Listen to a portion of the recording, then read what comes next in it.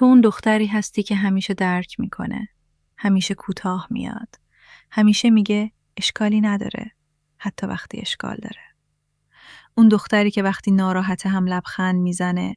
وقتی دلش گرفته باز هم جواب میده. وقتی خسته است باز هم وقت میذاره. چون نمیخواد کسی رو از دست بده. اما یه چیزی هست که هیچ کس بهت نگفته. آدم‌ها به چیزی که همیشه هست عادت میکنن.